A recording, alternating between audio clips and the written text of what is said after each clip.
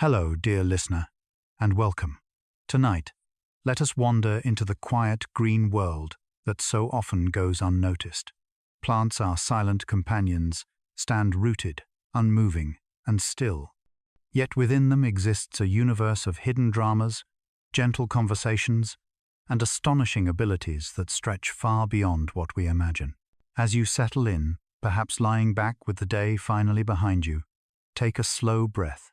With every inhale, think of the oxygen that fills your lungs, a gift whispered into the air by countless leaves. With every exhale, let the weight of today drift away, as if falling like autumn leaves to the forest floor. Most of the time, we walk past trees, fields, and flowers without a thought, seeing them as decorations, backdrops, to the louder stories of animals and people. But in truth, plants are far from passive. They are alive with senses. They feel light, they read gravity, they keep time, they share resources, and even remember the struggles of droughts and storms. Science is only beginning to glimpse the world they inhabit. It is a world woven with signals and networks, with resilience and patience, a world far more intricate than we have dared to dream. Tonight, together, we will journey softly into that hidden realm, exploring the secret lives of plants. So let the noise of the day fall away. Breathe deeply.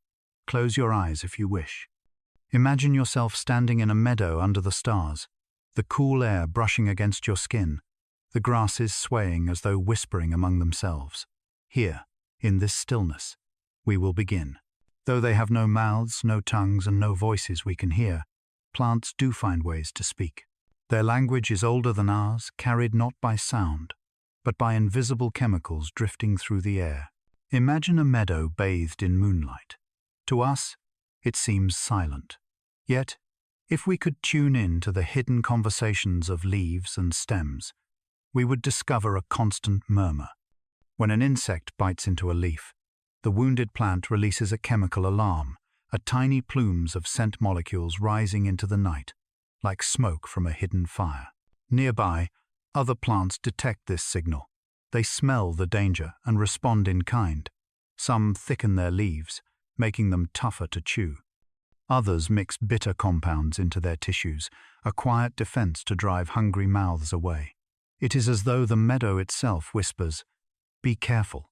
Protect yourself. Trouble is near." This is not limited to a single plant, or even a single species.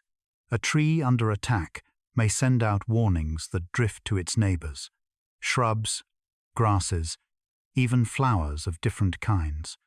And they all respond, each in their own way.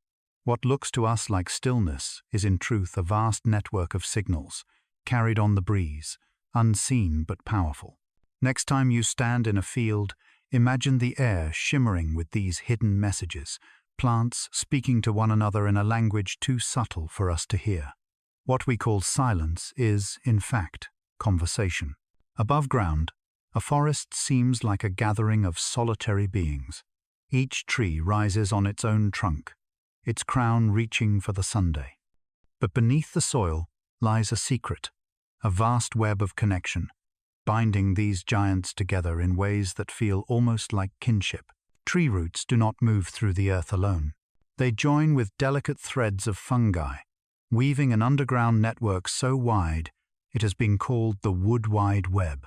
Through this hidden system, trees send sugars, minerals, and messages back and forth, like letters passed in secret tunnels. A towering older tree, strong and full of sunlight, may share its extra carbon with a struggling sapling in the shade. A weakened or wounded tree may quietly receive nutrients from its neighbors, as if the forest itself refuses to let it fall without care. In some cases, researchers have found that trees even seem to recognize their own offspring, favoring them with more resources, ensuring that the next generation survives. To walk through a forest is to step above this invisible society.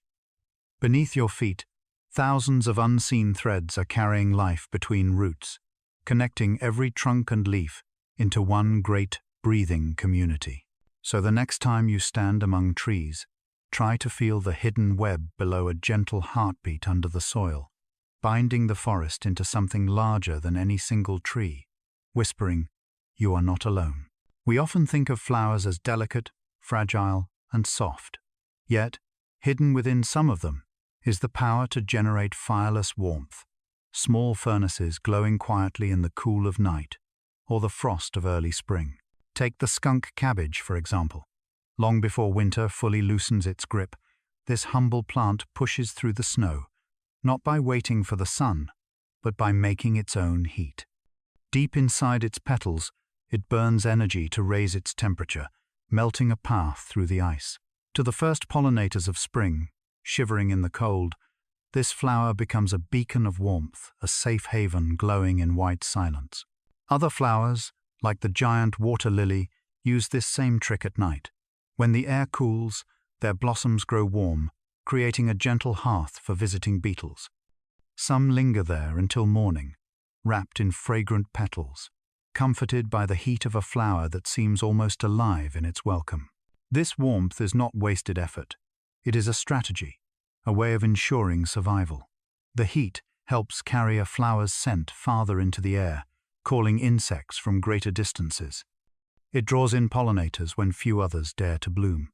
And it reminds us that even the quietest blossom may carry hidden fires, pulsing gently against the night. The next time you pass a flower, consider that inside its stillness, there may be a secret warmth nature bending its own rules to keep life alive. Roots live in darkness, buried beneath soil where no light guides their way. Yet they move with purpose, twisting, dividing, and reaching, as though they know exactly where to go. How do they navigate this hidden world? Scientists have discovered that roots may produce faint, rhythmic clicking sounds as they grow, so quiet that only the most sensitive instruments can detect them. These clicks ripple through the soil like tiny heartbeats, like a secret music played in the dark. Even more astonishing, roots may be able to hear themselves. By sensing the echoes of their own vibrations, they can tell when an obstacle lies ahead, when the path is open, or where water might be found. It is almost like a crude form of sonar, a navigation system written not in sight but in sound. Some experiments suggest roots can even grow towards certain frequencies, preferring the subtle music of the earth. Imagine an underground world where roots stretch like blind explorers, guided by echoes, feeling their way forward with every pulse. What seems to us like simple, mindless growth may in truth be a sophisticated kind of listening. Beneath every tree, beneath every flower bed, lies a hidden orchestra roots, tapping, clicking, and whispering as they search through the silence of the earth. Seeds are among the quietest travelers on earth. Tiny, unassuming, they seem lifeless in the palm of your hand. Yet inside, each one carries the possibility of forests, meadows, and gardens yet to come. Some seeds wait only days before sprouting. Others, astonishingly, can sleep for centuries, even millennia. In one remarkable case, a lotus seed, buried in the mud of a dried lake, lay dormant for more than 1,000 years. When scientists finally planted it, it awakened as if it had been dreaming, unfolding into a perfectly healthy lotus, its petals bright and alive. In another story, seeds frozen in Arctic permafrost for tens of thousands of years were coaxed back to life, blooming after entire civilizations had risen and fallen. How do they endure such vast stretches of time? Seeds enter a state of suspended life, their protective shells sealing them like little time capsules. Inside, their chemistry slows to almost nothing, their spark of growth held like a candle waiting to be lit. When conditions finally shift warmth, water, the right touch of sunlight, they awaken. What looks like a dry husk becomes green life again, stretching toward the sky. To hold a seed is to hold the memory of ages, a story written in silence. It may be older than the soil you stand on, yet still alive, waiting patiently for the perfect moment to begin. Among the most mysterious of all blossoms is one that wears the disguise of decay. It is known as the corpse flower, and when it blooms, it releases a stench so powerful, so uncanny, that it mimics the smell of rotting flesh. To us, the odor is overwhelming. even repulsive. Yet to flies and beetles, the flower's chosen messengers, it is irresistible. Drawn by the promise of carrion, they land upon its towering bloom. In their search, they pick up pollen and carry it to the next flower, completing a cycle of life hidden beneath the illusion of death. This strange performance is not only about smell. The corpse flower also generates heat, warming itself to spread its odor farther, mimicking the warmth of decomposition. For a brief window, often only 2 days, it becomes the center of attention, a spectacle of both wonder and discomfort. People travel from around the world to witness it, waiting in long lines for a single glimpse of this rare event. Yet for the flower, there is nothing unusual. It is simply playing its part, using trickery to survive, using death's mask to ensure life. The corpse flower reminds us that plants are not always gentle. They can be cunning, deceptive, and strange. In their stillness, they weave illusions, bending the senses of animals to serve their own ancient purpose, to endure, to reproduce, to carry their lineage forward. When we walk into a forest, we see countless trunks rising together, each tree seeming like an individual.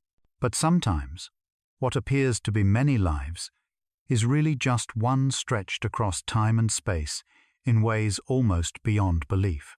Take the quaking aspen. Each slender trunk may live only a century or two, swaying gently in the mountain winds. Yet beneath the ground, all those trunks may be joined to the same vast root system, sprouting again and again, generation after generation. What looks like a forest may in truth be a single organism, one being wearing thousands of faces. In Utah lives one of the most extraordinary of these colonies, called Pando. It covers more than 100 acres and is thought to be at least 80 years old. From above, it seems like an ordinary grove of trembling aspens, their golden leaves shimmering in the autumn light. But beneath, every root is part of the same ancient body, breathing as one, remembering as one, persisting through fire, drought, and storm. Each trunk that falls is replaced by another, but the larger self remains. It is not a tree that dies and is reborn. It is a tree that never truly dies, only shifting, reshaping, renewing itself, endlessly. To stand among such a forest is to feel the presence of something ancient, something that began long before human memory and may continue long after. It is humbling to think, a single living being, stretching across thousands of stems, still whispering through its leaves after tens of thousands of years. It is easy to think of plants as deaf to the world around them. After all, they have no ears, no eardrums, no obvious way to listen. And yet, they do. Researchers have found that when caterpillars chew on leaves, the tiny vibrations they create are sensed by the plant. The leaf, feeling the rhythm of being eaten, quickly responds. Defensive chemicals begin to flow, making the leaf tougher, more bitter, less inviting to hungry mouths. What's remarkable is that plants don't react to every vibration. A gentle breeze rustling their leaves does not trigger the same alarm. They seem to know the difference between harmless movement and the sound of danger between wind and teeth. Imagine that for a moment. A tree, standing in silence, recognizing the sound of being eaten and defending itself before the damage spreads. To us, it is an invisible drama. To the plant, it is survival. In this way, plants live in a world of vibrations, not music in the way we hear it, but a constant background hum of movements and signals, felt through every leaf and stem. They are always listening, in their own secret way. So the next time you hear the quiet of a summer field, remember, it may not be silence at all. Beneath that stillness, the plants are listening, perceiving the world in ways we are only beginning to understand. Though we cannot hear them with our ears, plants sometimes release sounds when they are in distress. In the quiet of a greenhouse, with the right instruments, scientists have recorded sharp ultrasonic clicks coming from plants that are thirsty or wounded. Tomato plants, tobacco plants, and many others produce these tiny bursts when deprived of water. To us, The air seems still. But in those frequencies far beyond our hearing, the plants are sending signals, rapid, crisp clicks, almost like a heartbeat echoing in silence. Some believe the sounds come from tiny bubbles forming and collapsing inside the plant's water channels, a physical sign of stress. Others wonder if the clicks might carry meaning, perhaps warning neighboring plants or even attracting creatures that could help. Whatever the cause, the thought is humbling. The green world around us is not mute at all. A forest, a garden, even a single potted plant on a windowsill may be filled with inaudible whispers of strain and survival. Imagine lying beneath a tree on a summer day. To your ears, only birdsong and wind are present. Yet, in another layer of sound, hidden from us, the tree itself may be speaking softly of its thirst, its struggles, its needs. What we call silence is often just a mystery waiting to be heard. In the driest deserts, where rain may not fall for months or even years, some plants have learned an extraordinary trick. They drink not from rivers or soil, but from the very air itself. Their leaves and spines are shaped with delicate patterns, grooves, or fine hairs that capture droplets from fog or dew. A wisp of mist drifts by, invisible to us, but for the plant it is a gift. Tiny beads of water cling to its surface, then slide down toward waiting roots. Drop by drop, breath by breath, the plant gathers life from the sky. In the Namib Desert, where the sands glow red under the morning sun, certain plants have become masters of this art. Their leaves pull in moisture from the ocean fog that rolls across the dunes at dawn. Elsewhere, cacti and succulents gather dew through their skins, turning the faintest humidity into survival. To us, a desert may seem barren, lifeless, a place of silence and thirst. But to these plants, every wisp of air carries promise. They remind us that survival is not only about strength, but about patience, the quiet ability to notice the smallest chance of nourishment and hold on to it. So if you ever stand in a desert at dawn, imagine the unseen harvest happening all around you, 1,000 tiny cups lifted to the sky, catching invisible rain, keeping life alive where it should not be. We often think of trees as drinkers of rain, standing patiently and waiting for clouds to give them water. But forests are not just receivers, they are givers too. Through a process called transpiration, trees release water vapor from tiny pores in their leaves. Invisible to our eyes, these streams of moisture rise into the air, cooling, gathering, and slowly forming clouds. In the Amazon, the world's largest rainforest, this hidden breath is so powerful that it helps create its own weather. Billions of trees work together, exhaling water that eventually returns as rain. A cycle of giving and receiving, a rhythm that sustains the forest itself. Some scientists warn that if too many trees are lost, the rains could vanish as well, turning a green paradise into dry savanna. It reminds us how delicate the balance truly is, how the forest is both heart and lung, shaping the climate around it. Next time you stand beneath a canopy, let yourself imagine it not only as shade, but as a living fountain. Every leaf above you is sending streams of water skyward, invisible rivers flowing into clouds. The forest does not simply drink the rain. It summons it, weaving weather with its breath, reminding us that the sky and the trees are forever linked. Among the most enchanting of flowers are the orchids, and some of them are also the greatest tricksters in nature. They do not lure pollinators with nectar or sweetness, but with illusion. Certain orchids release scents that mimic the perfume of female bees. Male bees, drawn in by the familiar fragrance, approach eagerly, believing they have found a mate. But instead of love, they find petals.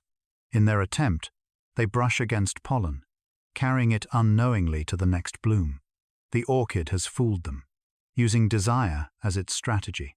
Others take the deception even further. Their petals are shaped like the bodies of insects, mimicking not only scent but form. To a bee's eyes, it is convincing enough. Again and again, it will be tricked, spreading pollen while receiving nothing in return. To us, the blossom may appear delicate, fragile, even innocent. But in truth, it is an actor on nature's stage wearing disguises, playing roles, weaving deception with grace.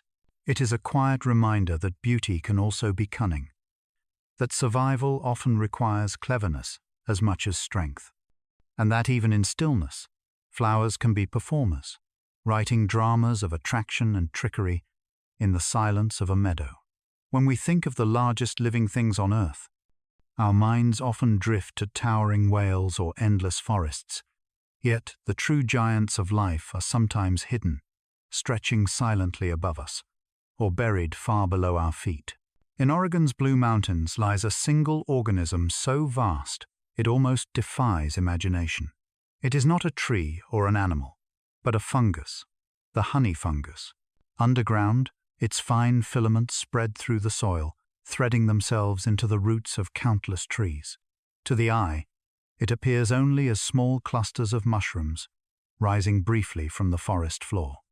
But beneath, it stretches for nearly 4 square miles, weighing hundreds of tons and living for thousands of years.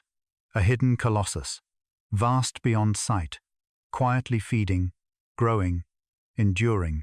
And then there are the giants above ground, the redwoods and sequoias of California. Some rise higher than a 30-story building, their crowns vanishing into mist. Their roots may seem shallow, but their strength lies in connection, interlocking with neighbors, holding one another upright against storms. These trees are as old as civilizations, some older still, carrying centuries of memory in their wood.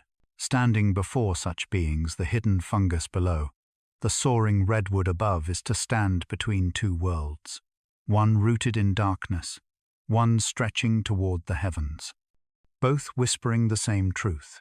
Life is larger, older, and more interconnected than we often remember. Every morning, as the sun rises, a quiet dance begins in the fields. Sunflowers, those golden-faced blossoms, turn their heads to follow the light. From east to west, they trace the sun's journey across the sky, like a crowd of silent dancers bowing to their partner. This movement, called heliotropism, is guided by an inner clock. Even if clouds cover the sun, the plant still knows which way to turn, as though it keeps time within itself. By facing the dawn each morning, the flower warms more quickly, drawing the first bees to its golden center. At night, the young sunflower gently turns back east, ready to greet the new day again. Other plants follow their own rhythms too.